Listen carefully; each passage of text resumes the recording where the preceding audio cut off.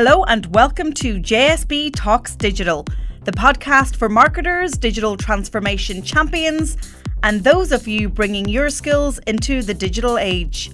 I'm Joanne Sweeney-Burke and this podcast is brought to you by Digital Training Institute. Be sure to subscribe to JSB Talks Digital on iTunes or Spotify.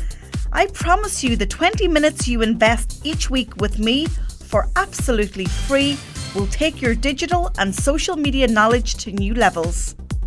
In this episode, number 98, I discuss how journalists can be and should be influential online. Coming up in today's show, in social media news, it's all about Facebook this week. Facebook answers some hard questions in a self-written blog post.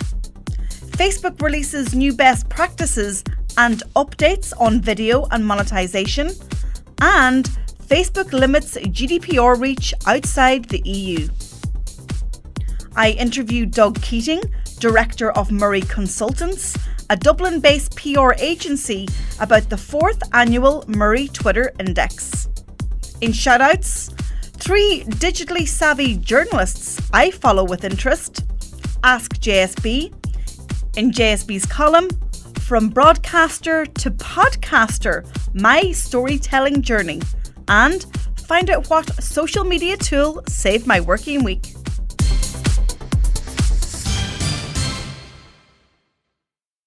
Social media news. Writing on their blog, Facebook answered some hard questions following the long-running and seemingly never-ending headlines about data and privacy. The big takeaway in the blog post is, Facebook says social media is the product, not us, the users. Their head of ads, Rob Goldman, compared Facebook's free use and business model with advertising for websites, newspapers, and search engines. He says, the core product is reading the news or finding information, and the ads exist to fund that experience. He went on to say, our product is social media, the ability to connect with the people that matter to you, wherever they are in the world. It's the same with a free search engine, website, or newspaper. The core product is reading the news or finding information, and the ads exist to fund that experience. If you want to read the full blog post by Rob, you can check it out on the blog post associated with this podcast over at digitaltraining.ie.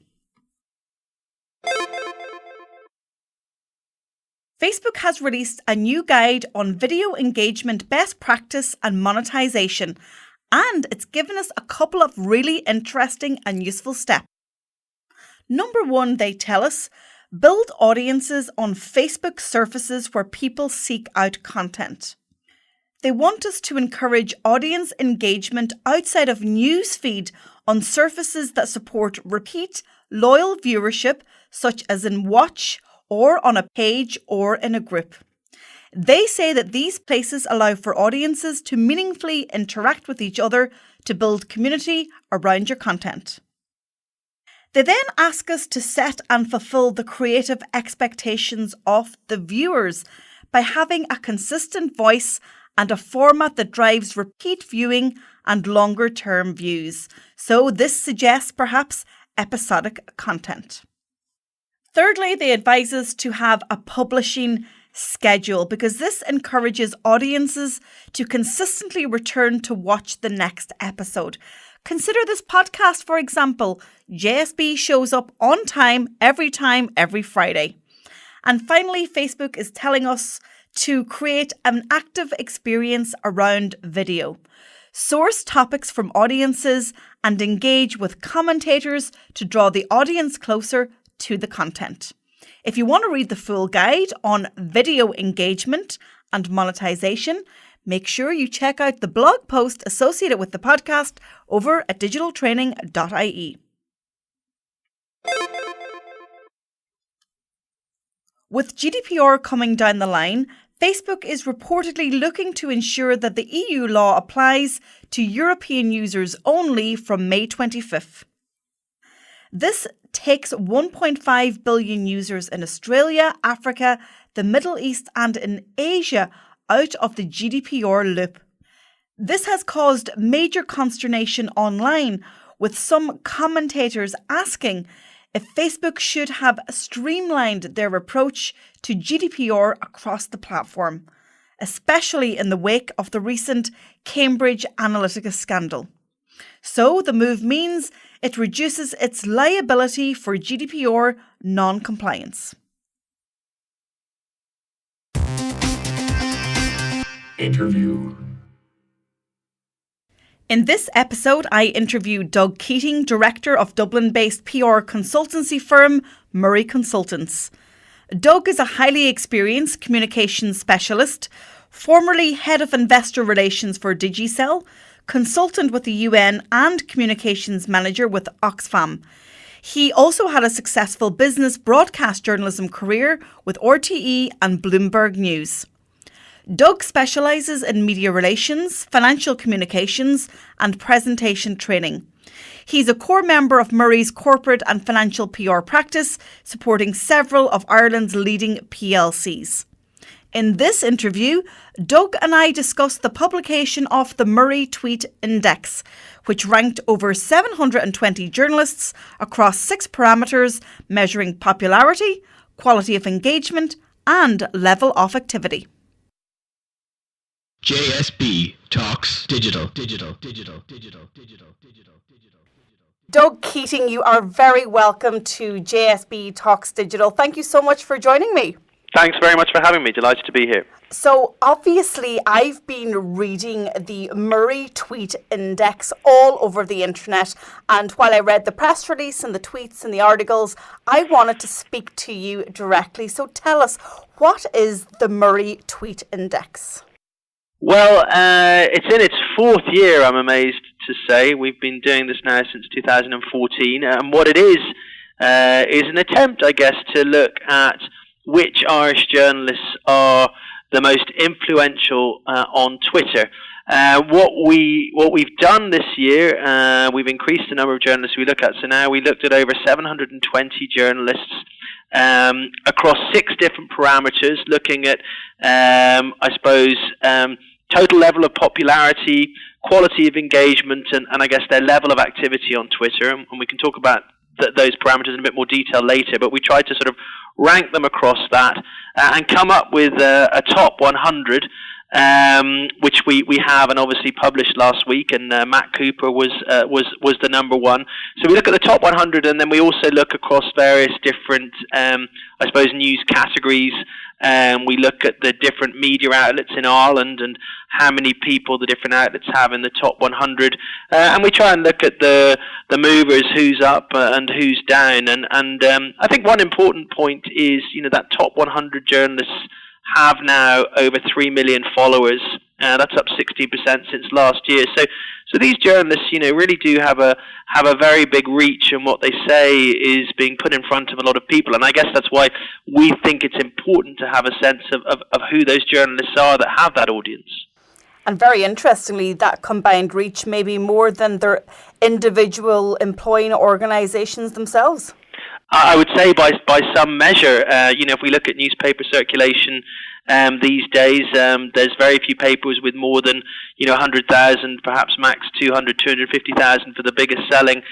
So I'd be fairly confident that the combined circulation of daily newspapers in Ireland is below the visibility that the Tweet Index journalists get, or say the viewership for even the biggest most popular edition of the Late Late Show. It's still not being seen by so many people. So I guess what we wanted to be able to do as a PR firm was to be able to, obviously day to day we're talking to our clients about where their stories should be seen, which newspapers, which broadcast outlets, which online news outlets that might be appropriate, but also if they are particularly interested in how those stories will carry on social media channels, then it is, I think, of interest for them as to which journalists are making a lot of impact, and potentially if that is a journalist that's taking an interest, both good and bad, because obviously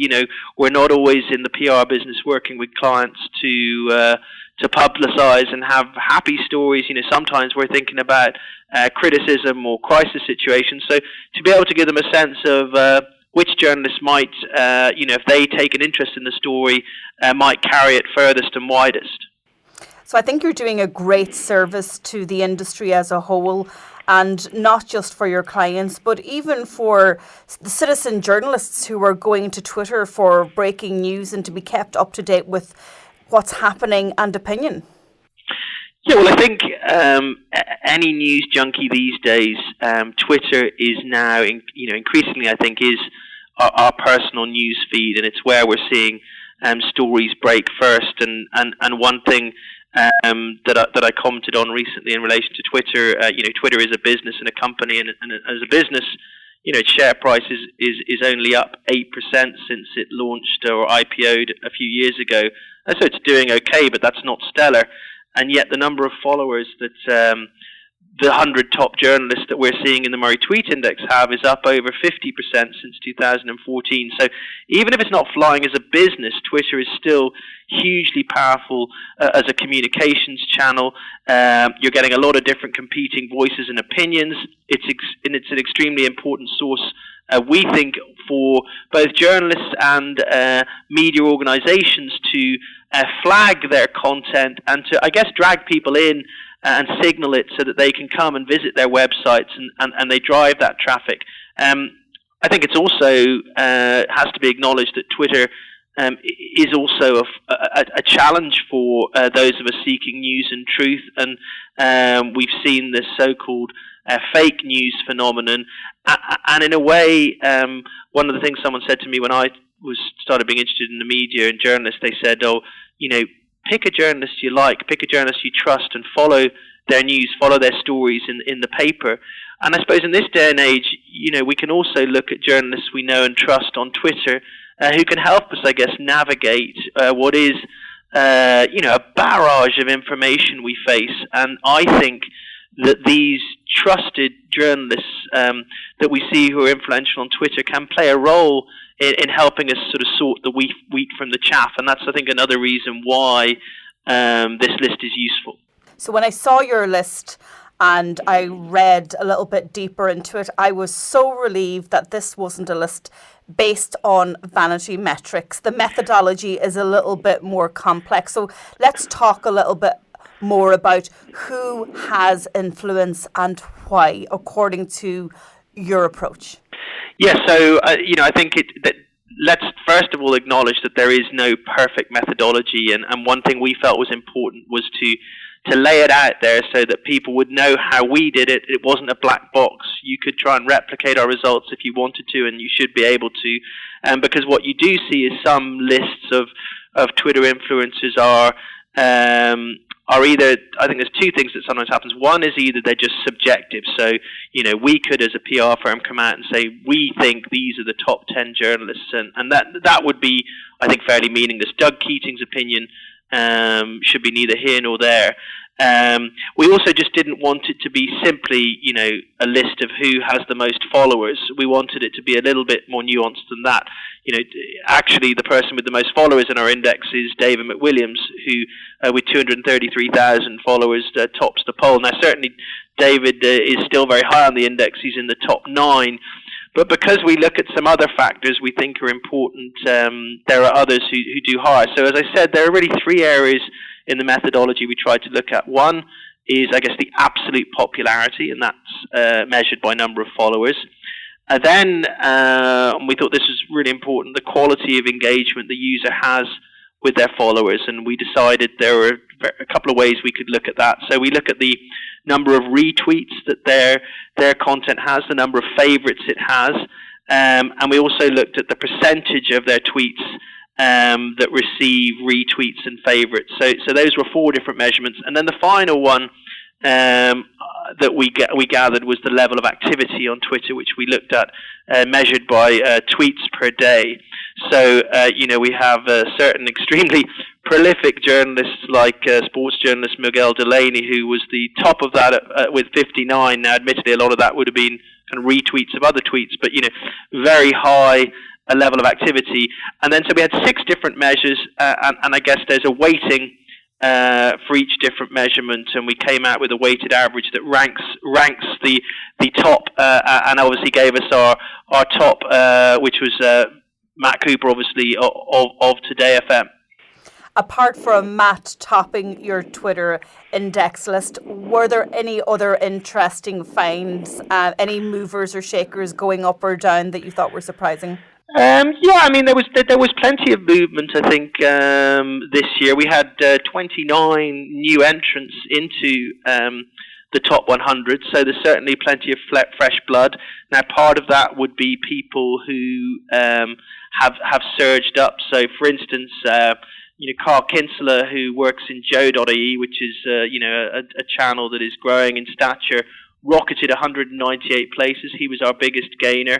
A columnist like Jennifer O'Connell in the Irish Times, who had been overseas for some years, come back in the last couple of years, jumping 115 places. So big gainers. We had someone like Darren McCaffrey, who wouldn't have been in the index last year. Last year he was a Sky News reporter based in the UK. Now he's based in Ireland as Sky News Ireland correspondent, and he both features in our top 20 at number 12, but he was also number 1 in the news category. So that was a category that he has come in and topped. So yeah, plenty of movement, but then also in other areas, some people staying the same. So in politics, Gavin Riley, who's now TV3 political correspondent, is extremely prolific on Twitter. If you're a political nerd, I encourage you to follow @Gav Riley, and he's been in the top spot for the last 4 years, and provides a really invaluable service for people who are looking for breaking political news, live tweeting of events.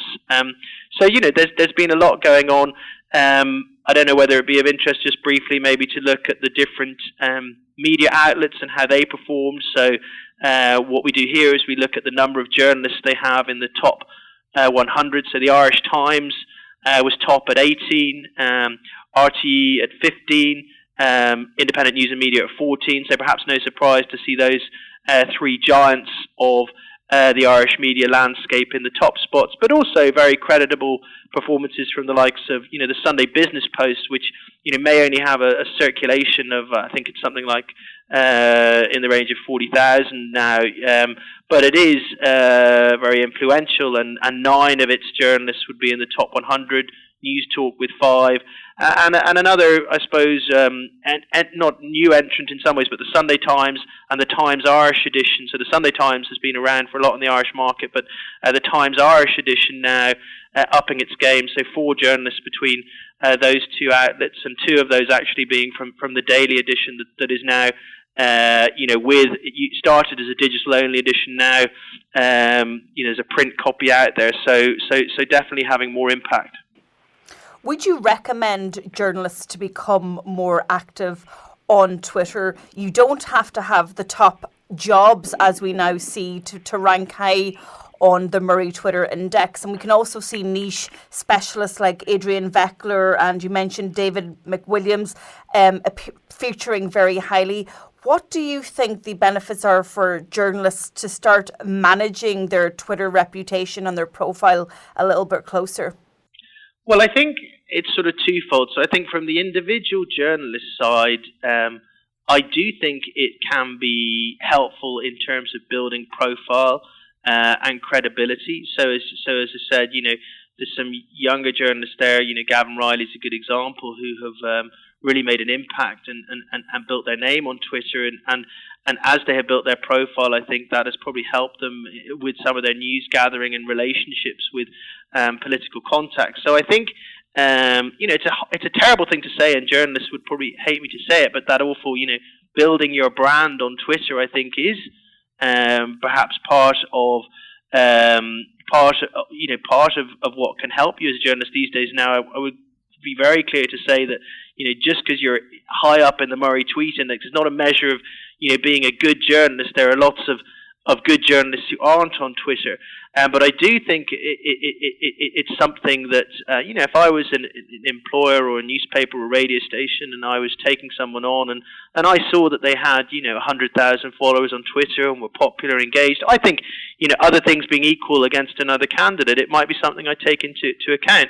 I think the second thing is, I think for media organizations, and this is where I think it can become very challenging for journalists, I want my journalists, I would think, if I'm an Irish Times or an RTE or whatever, I want my journalists to be, I suppose, ambassadors for my brand, pushing out my content, driving it to new viewers, new listeners, and new consumers, and so I want to see that happening. But that does impose, I think, a burden on journalists. So, I'm hired to be a reporter. I'm hired to gather stories. I'm hired to write stories for my newspaper, perhaps post them on my website. But am I now expected, on top of all that, to be live tweeting the event, or is it incumbent upon me now to perform well on the kind of metrics we're looking at?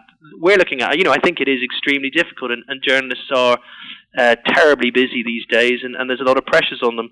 And your final point, I think, was around sort of building niches, and I think that is something that as the media becomes more fragmented and people are drawing news from a lot of sources and perhaps getting a lot of free news, I think that we do start to appreciate people who have gone very deep in a certain specialism, and it's a way of us sorting the wheat from the chaff. So, someone like Adrian Weckler, is extremely influential in the tech world in Ireland, and he has built up a lot of a really large following on Twitter,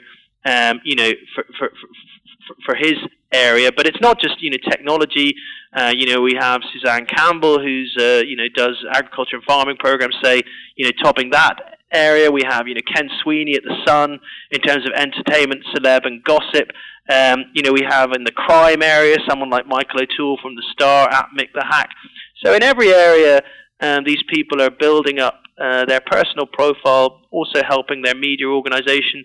It can also, I do think, help in terms of engagement with people who may be the providers of stories and leads that can help them with tips for the holy grail, obviously, that every journalist is looking for, which is that next big exclusive story. So let me ask you to step back into your PR consultant shoes for a moment. Are you guys in Murray reviewing tweets as you are reviewing newspapers, radio and TV shows? Well, we're probably looking at it in a slightly different way, but it has certainly become part of the daily routine for any PR person that, back in the old days, you might just look at the newspaper clippings, maybe monitoring the one or two radio stations that there were in the country. Now, obviously, you're looking at a whole lot more. There's all the online coverage, but certainly, yes, Twitter is one of the channels that we monitor, and I would have I find something like TweetDeck an invaluable tool where I will have either client names or issues that are sensitive. My TweetDeck currently will have 20 different columns, all tracking different issues, and it is a really, really helpful way of seeing things first. It is the canary in the coal mine where I will often pick up the first hint of an issue for a client. So absolutely, it's extremely important now as one of the tools that we monitor for our clients and provide feedback.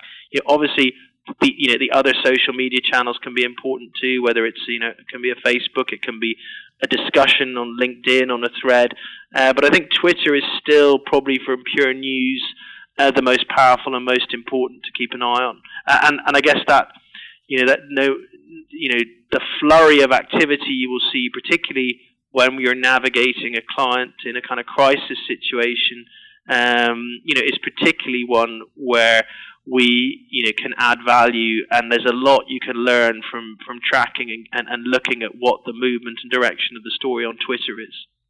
Finally, Doug, let's talk about pitching journalists. The press release is by no way dead, but what are your thoughts on pitching a journalist via a DM on Twitter? It's an interesting question. It's not something I would typically do as a pitch. it's certainly something I would use for interaction, discussion, maybe to say something about an article that they've written. But for me, I feel that DM DM is quite a kind of personal way of interacting with someone. It might be quite presumptuous to directly pitch a journalist via Twitter DM. So it's not a channel I would use. I still think it is still traditionally sending in the email and potentially then following up with a phone call or a text where it's something where you think you can actually add value. As any journalist you'll talk to will say, the days of where it's acceptable just to ring up and say, checking you got the press release are kind of gone, and you should be ringing to maybe add context, to offer them something over and above what is in the press release. But you should be able to trust their news gathering ability and skills to see whether your story has merit. So I don't use Twitter for that kind of process, but I'm sure there are people who are. But I think it is quite a personal way of approaching someone, so I would use it sparingly. Doug Keating from the Murray Group and Murray Consultants, thank you so much for joining me on the podcast. I just want to say I do think that you've done a service to the world of journalism and indeed PR in this country, and now we'll encourage people to follow those journalists that you've unearthed perhaps on your index, so that when we want to find the news, we get the real news and we don't get the fake news. So let people know where they can download your Murray Tweet Index. Yeah, well, Joanne, all the information is there on the website we've created, which is www.murraytweetindex.ie, a beautiful interactive website created by our own Murray creative web design team. So, look, it has everything there, and I would encourage you to go and take a look. And thank you very much for your kind words. We look forward to the 5th edition next year and making it bigger and better each year. Doug, thanks a million. Shoutouts. In this part of the show, I give shoutouts to brands, organisations or individuals whose work online is remarkable and worth talking about. In this episode, my shoutouts go to 3 digitally savvy journalists that I follow on Twitter. 1. Jennifer Baker, also known as the Brussels Geek, is a former interviewee on JSB Talks Digital. Jennifer is well worth following. She reads all the terms and conditions of every single digital platform that exists. And even better, she explains the complexities and the small print brilliantly. Jennifer also brings a different digital view to the table, I think more broad than what us marketers might provide. So go on, follow Jennifer on Twitter at Brussels Geek. 2. Adrian Weckler is the tech editor of the Irish and Sunday Independent. He hosts a podcast called The Big Tech Show, and it's available on iTunes and SoundCloud. I like Adrian because he gives his perspective on all things digital and tech. I really like his no-nonsense tweets because he pushes the envelope with his own opinions. You can follow Adrian at Adrian Weckler, and that's ADRIANWECKLER. 3. Michelle Hennessy is a journalist with the journal.ie. I like to think of Michelle on Twitter as the journalist that gives me the news, but also the behind the scenes. As senior reporter, Michelle reports on major Irish and international news stories. And if you want to stay on top of what's breaking, be sure to hit the follow button on her profile on Twitter.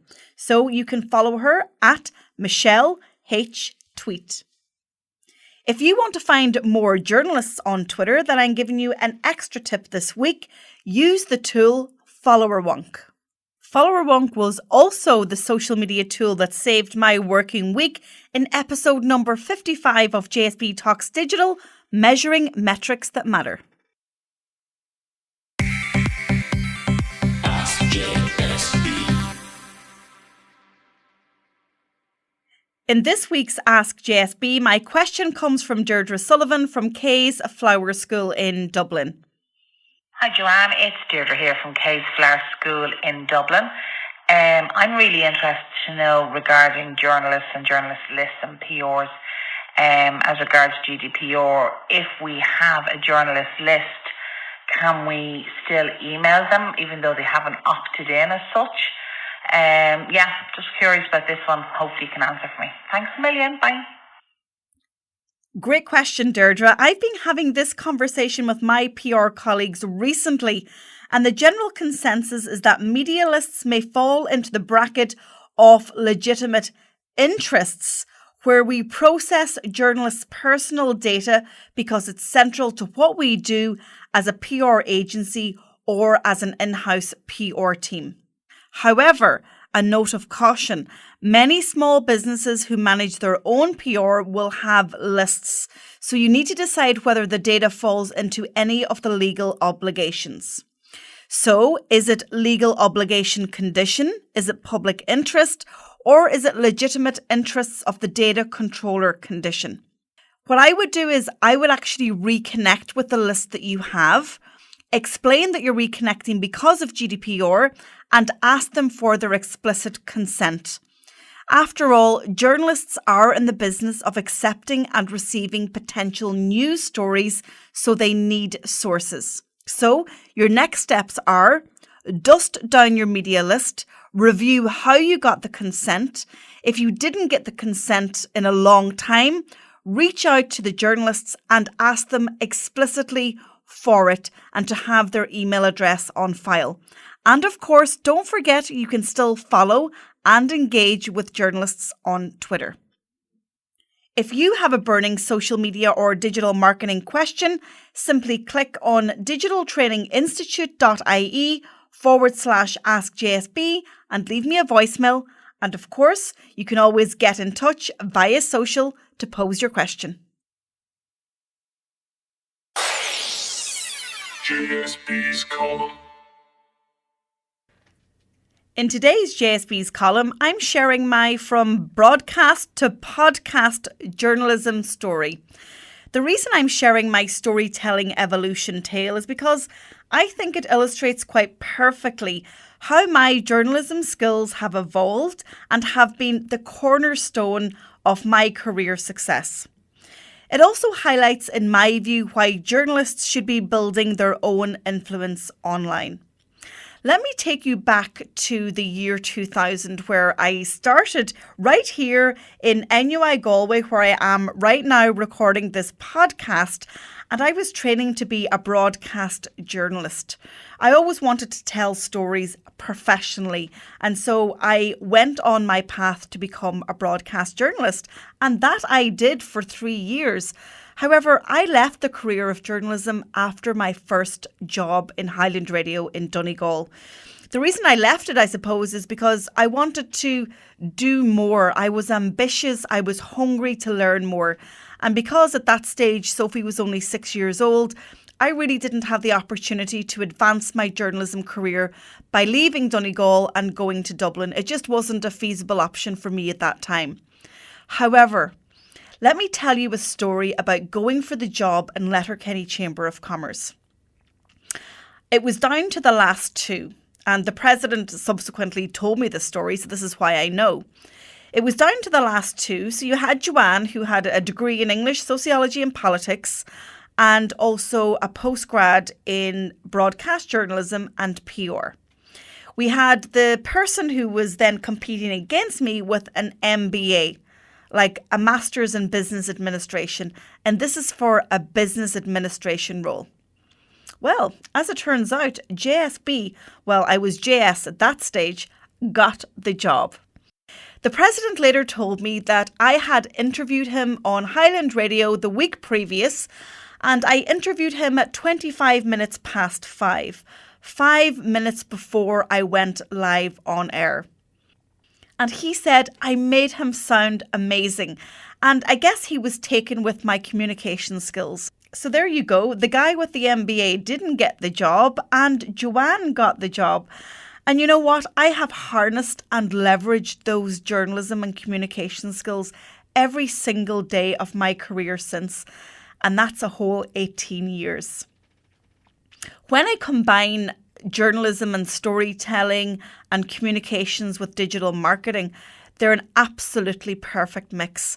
And sometimes I get really frustrated when I meet journalists or when I'm searching for a journalist online and they don't have a digital footprint. They don't have that visibility. We've just heard from Doug Keating in Murray, and he's talking about the importance of journalists having an influential voice online. I feel very, very strongly that journalists have a big part to play in defending truth in the news right now. Never before has their importance been so needed and demanded when we have echo chambers, when we have fake news, when we have filter bubbles. And after all, guys, you're all looking for the truth.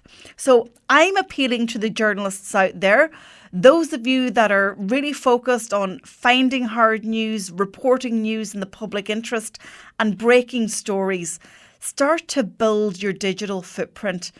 The digital skills that I have harnessed and leveraged over the last 10 years stand me in good stead. And I promise you, they will stand you in good stead. And who's not to say?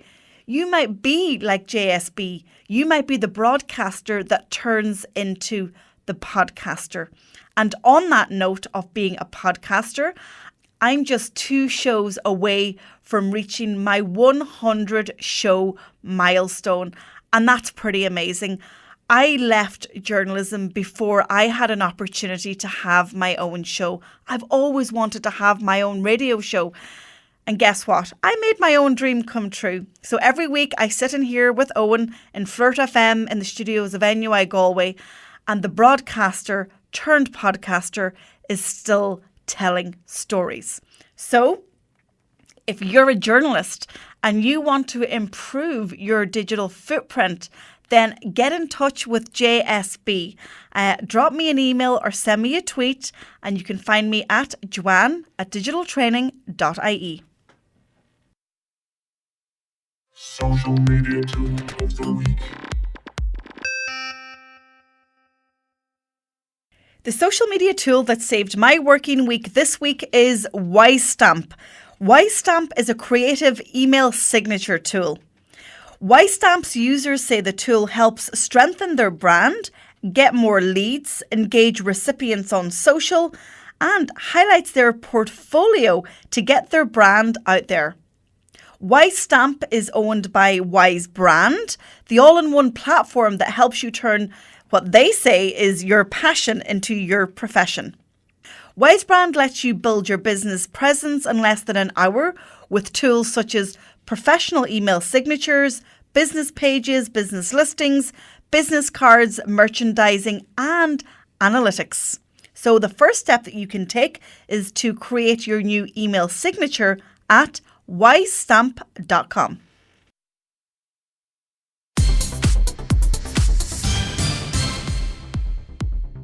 Thank you so much for tuning into episode 98 of JSB Talks Digital. As always, I have everything discussed on today's show on my award-winning blog over at digitaltraining.ie.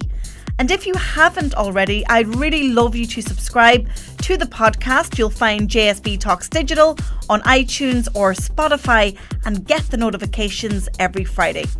If you're already subscribed, I would equally love a review to let iTunes and Spotify know how much you appreciate JSB.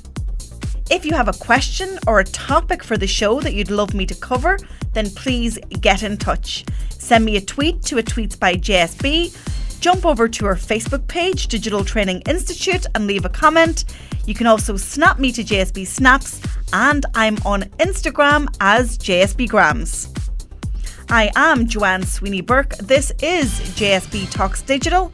Thanks for listening, and I'll talk to you soon. JSB Talks Digital.